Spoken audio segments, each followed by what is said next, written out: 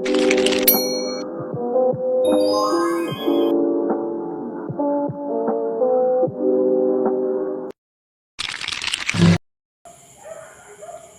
good day everyone. Before I start, I'll introduce myself first. So, I am Trisha Monet de Castro from the Lit Pilar Abra, and I am a BSID student from ISPCA campus. So now, let's talk about our topic. We will talk about loops in programming. Loops are one of the most important concepts in coding because they help us repeat action automatically without writing the same instruction again and again. So imagining wanting to write hello 10 times instead of writing 10 separate lines of loops can do it for you. So let's explore what are loops and different kinds of loops using programming language. So let's talk about loops. What is loops? A loop is a programming structure that repeats a block of code as long as a certain condition is true. Loops help us save time, reduce code, perform tasks repeatedly, process data in a list of array. So there are three common types of loops. The first one is for loops, second is do while loops, and the third is while loops. So let's talk about for loops. For loops is used when you know how many times you want to repeat a block code. So there has a three parts inside the parentheses. So the first one is initialization, where the loops starts. The second, the condition, how long the loop should continue. And the third is increment or decrement. So here is how the counter change each loops. So there is a syntax. So the syntax is for close parentheses, then initialization, quotation mark, then the condition, then quotation mark ulit, then the update. So, may bracket siya sa uli. So, the next is code to be execute. Ito yung part ng system.out siya. Ito yon. Then, the last is yung block ulit. Let's make here example of for loops. So, in these loops, we start with I is equal to 1. Then, we'll continue running as long as at least than or equal to 5. Each row repeat a value increase by 1 because of I and the plus plus. So, yung output is number 1, number 2, hanggang sa number 5. So, the next is the do while loop. A do while loop is similar to while loop, but it executes the code first. Then, check the condition. That means the loop runs at least once even if the condition is false. Then, syntax is here. Do, then bracket, then the code to be executed. This is the system.out, then the while.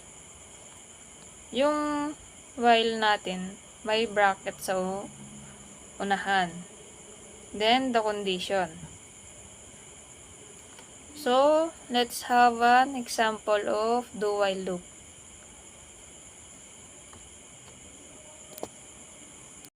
We're going to have an example of do while loop.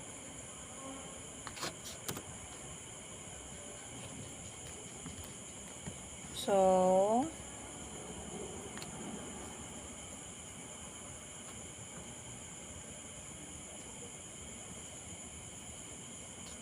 do in, then the bracket. I know, wrong. Int pala ang dapat. Int. Pag int is number. Pag boolean naman, ano siya? Words ata. Hindi ko rin sure. Ayan. Then, next is do. Then, bracket. Then, enter ulit. System.out.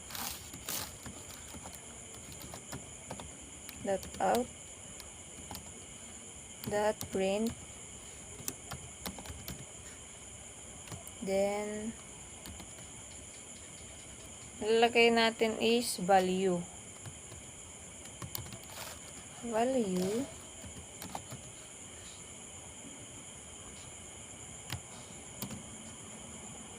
Tapos, lagyan natin ulit sa uli ng plus and I. So, next is yung I++.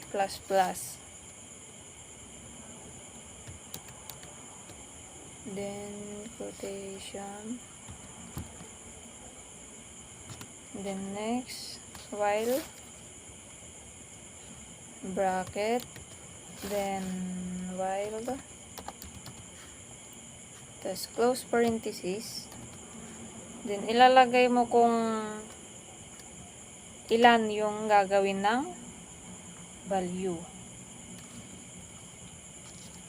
So, I is greater than equal to 5. So, yung ano dito is 5. So, ayan. Nasobrahan.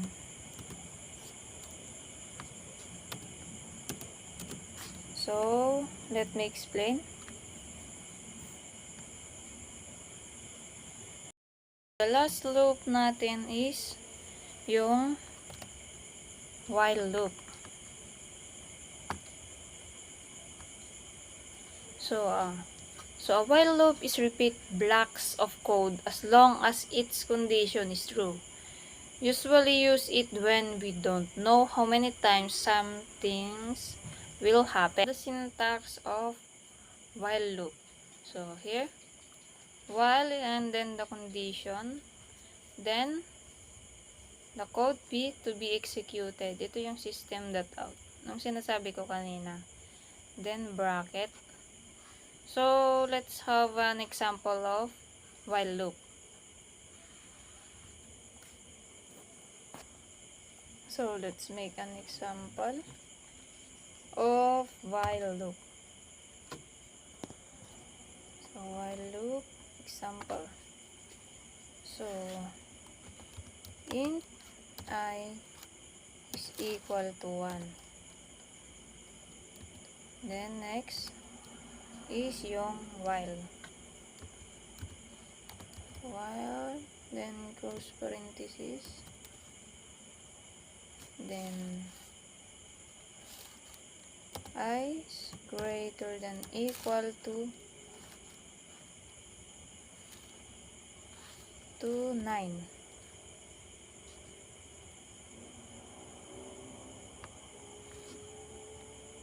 Then the bracket. Next,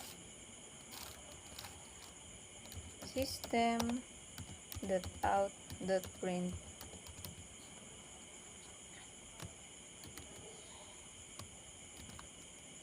So, ang ilalagay natin ay count.